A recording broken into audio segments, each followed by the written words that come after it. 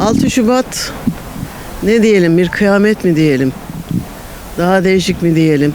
Bütün deprem şehitlerimize Allah rahmet eylesin. Mekanları cennet olsun. Bu bir imtihandır. Bu bir sınavdır. Rabbim inşallah kolay geçişimiz olsun. Ahiret alemine inşallah imanla göçmeyi hepimize nasip eylesin. Bunların ömürleri bu kadarmış. Bundan ibret almamız lazım, ders almamız lazım. Ne diyelim? Depremle yaşamaya alışacağız. Çünkü deprem bölgesinde yaşıyoruz. Allah bütün ölmüşlerimize, depremzedelerimize rahmet eylesin, mekanları cennet olsun. Diyeceğim bu kadar yavrum. Vallahi Allah buradaki insanların hepsine rahmet eylesin. Allah acıları çekenlere sabır versin. Bu bizim Allah'ın imtihanı bize. Ama ben şunu gördüm. İnsanlarımız maalesef ders almadı, yani ben onu gördüm. Depremden sonra sanki insanlar birbirinin daha zengin olmak ya da bilmem ne için böyle ev kiraları olsun bilmem ne, her şey pahalandı.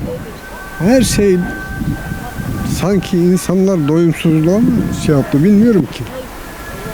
Allah herkese sabır versin. Allah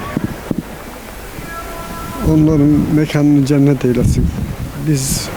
Bizler işte yaşıyoruz, biz de öleceğiz. Yani yarın bir gün öleceğiz ama depremin şeyi hep birlikte olduğundan çok acı bir durum oldu.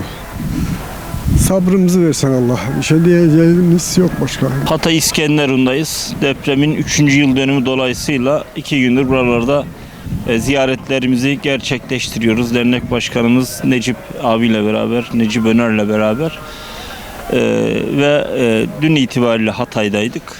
Ailelerimize yönelik ziyaretler gerçekleştirdik. Bugün ise sabahleyin erken saatte mezarlık ziyareti gerçekleştiriyor. Burası 6 Şubat depreminde vefat edenlerin defnedildiği mezarlıklar. Gerçekten büyük bir acı var. Gerçekten büyük bir dram var. İnsanların hala o 3 yıl geçmesine rağmen aradan hala acılarının diri olduğunu, yoğrulduklarını görüyoruz. Bu acıyı da yüreğimizde hissediyoruz.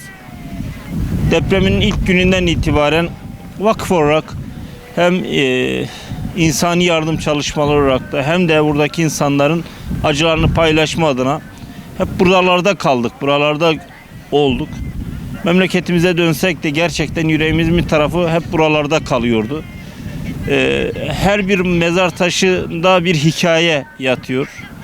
Yaşlarına bakıyoruz, hikayelerini yakınlarından dinliyoruz. Büyük bir geride acı bırakmışlar ve her birinin ayrı bir hikayesi var mezar taşlarında. Allah bir daha ülkemize, milletimize böyle bir acıyı bir daha yaşatmasın. Bu son olsun diyelim. Duamız, temennimiz inşallah bundan sonra bir daha böyle bir durumun yaşanmaması için dua ediyoruz. Temennilerde bulunuyoruz. Tabii ki burada hepimize sonra düşen gerek sorumluluklar gerekse mesuliyetleri de tekrardan bir kez daha buradan hatırlatmış olalım.